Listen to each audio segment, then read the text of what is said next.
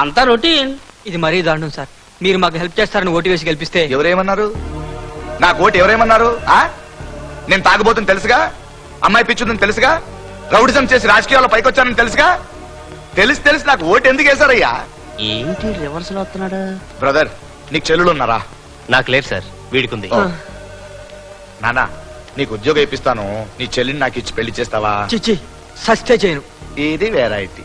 పోనీ రేపు నేను ఎలక్షన్ లో నిలబడుతూ నాకు ఓటేస్తావా? ఓటు దేవుంది వేస్తాను. నీ చెల్లికి మొగుడిగా పనికిరాను, కానీ మీ ఊరికి ఎమ్మెల్యేగా పనికొస్తానా? ఆడపిల్లనిచ్చేటప్పుడు చేసుకోబోయేవాడు మంచోడా, వాడి బ్యాడ్ హ్యాబిట్స్ ఏమైనా ఉన్నాయా, వాడి ఫ్యామిలీ బ్యాక్గ్రౌండ్ ఏంటి, ఇన్ని ఆలోచించి పెళ్లి చేస్తాం కదా. ఎవరు దొరికితే వాడితో పెళ్లి చేయొచ్చు కదా.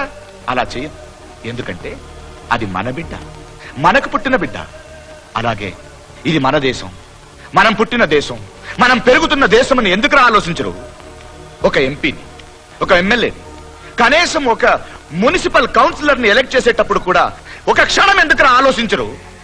ఆలోచించండి రా. ఇప్పుడు ఈవిడ గారు ఉంది, ఎవరు పిలిస్తే వాళ్ళతో వెళ్తుందా? ట్రై చేస్తావా? ట్రై చేయి చూద్దాం. ఏవే, వీటితో వెళ్తావా? ఆయన మినిస్టరా? చూసావా, ఇది కూడా ఒక రేంజ్ మెయింటైన్ చేస్తోంది. అంతెందుకురా, ఇప్పుడు ఒక రోజు నాతో గడపడానికి వచ్చింది, కానీ పంపించేవాడు ఊరికే పంపించలేదు. ఎక్కడికి వెళ్తుంది, ఎవరి దగ్గరికి వెళ్తుంది, వెళ్లే చోటు పోలీస్ రైడింగ్ ఏమైనా ఉందా, అక్కడ ఒకడే ఉన్నారా, ఇంకెవరైనా ఉన్నారా, ఇన్ని ఆలోచించి ఒక కారులో 2 ఎస్కార్ట్స్ తో మరీ పంపుతాడు.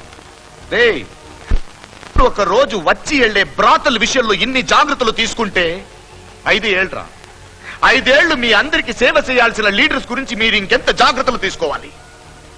ఒక దేశం బాగుపడాలంటే దానికి పబ్లిక్ కారణం, ఒక దేశం నాశనం అయిపోవాలంటే దానికి పబ్లిక్ కారణం.